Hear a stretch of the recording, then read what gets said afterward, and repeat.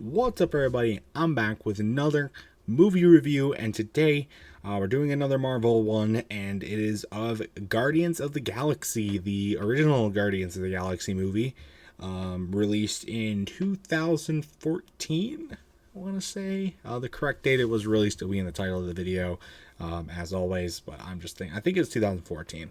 I might be wrong though.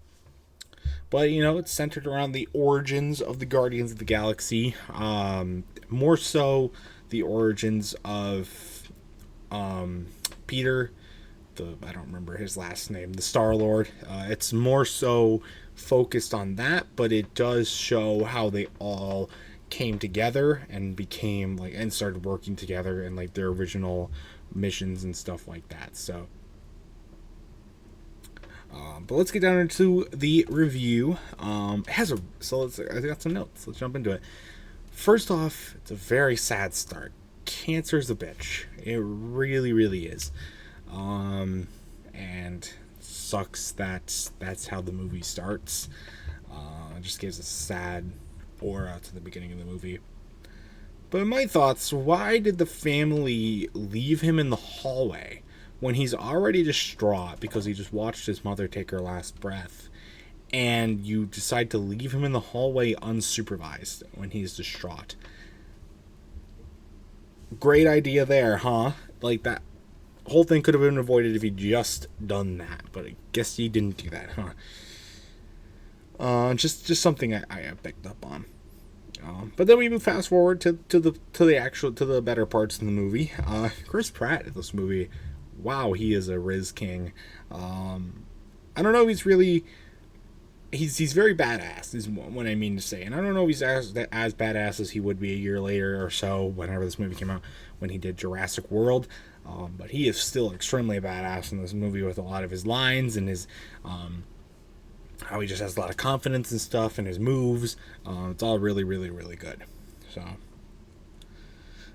another thing I really liked about this movie, it doesn't take place in the same generic spots that we've been seeing a lot of these Avengers movies or Marvel movies taking place in.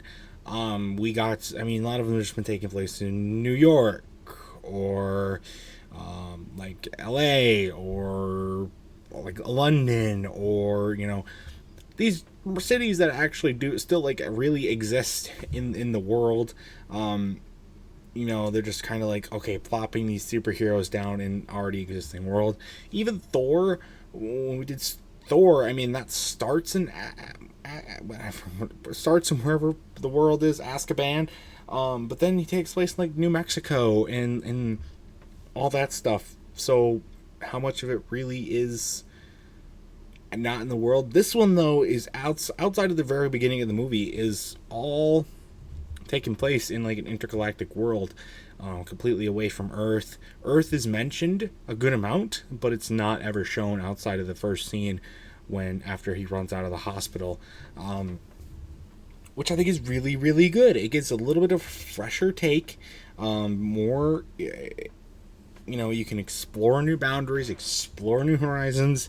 And I think that's really, really good. And we call it Guardians of the Galaxy. You kind of have to make it take place in intergalactic galaxies. You really are kind of hand is kind of forced there. But they did it really, really well. So, and I was just glad to see that.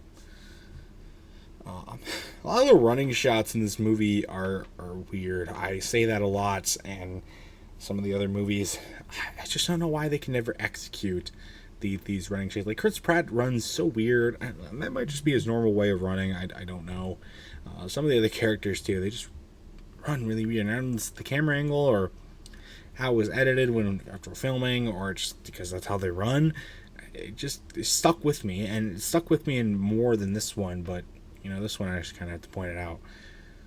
Then I find it wild that Cal Naughton Jr.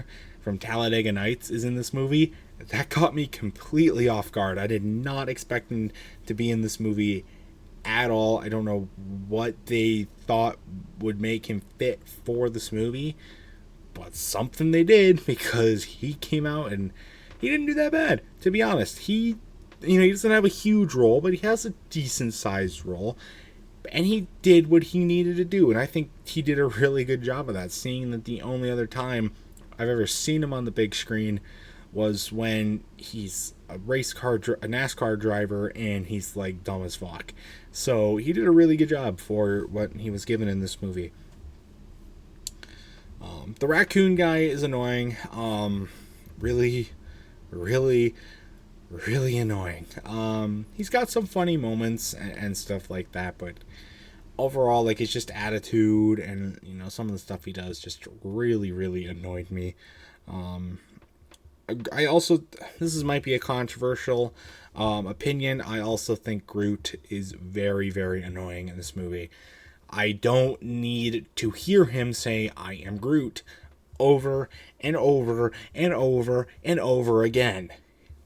Fun character, and, you know, he's pretty helpful in the group, but we don't need to hear him say it over and over again. It just really, really annoyed the hell out of me. Really, really fast. So that might get me. A lot of people might not like that because Groot's a pretty popular character, but that's what I feel. So, but on another plus note, the soundtrack for this movie is amazing.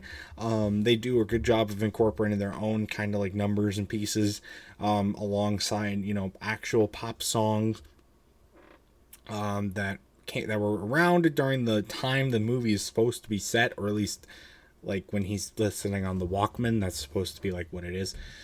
So they do a good job with that. I think they incorporate it really, really well through the montages and scenes that it's supposed to. It fits really, really well into the movie, and they picked really good songs, so that always helps. It makes for a really good soundtrack. A lot of the enemies, some of the enemies at least, remind me of Star Wars, more like the Emperor and like Darth Vader and stuff like that. Some of the ways they sounded and talked. And that might just because, you know, they're in the intergalactic galaxies, and so there's a lot of similarities there to Star Wars. But I don't know, it just kind of reminded me of that, especially with like the Emperor stuff. Most of the characters are pretty funny. I already ripped on the raccoon guy and Groot, but most of the other ones are funny. Chris Pratt's hilarious in this movie. Well, I guess I wouldn't say hilarious, but he is pretty good.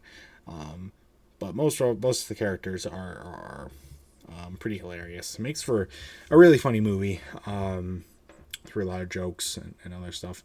Like I talked about in Doctor Strange, how a lot of the jokes didn't really land. This movie, I think most of them did land pretty well. It wasn't the funniest Marvel movie I've seen before.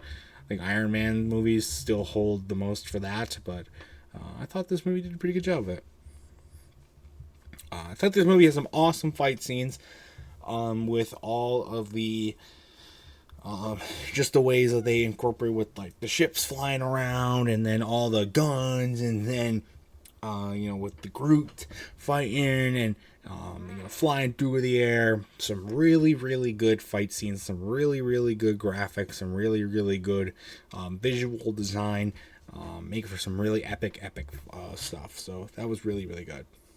One thing that really tripped me out though, the aspect ratio randomly kept changing for no reason. Like it would one point fill the entire like TV screen that we were watching on, right? And then sometimes it would cut part of it on the top and the bottom, so it felt a little more scrunched. And I don't know why and it would just keep going back and forth between those.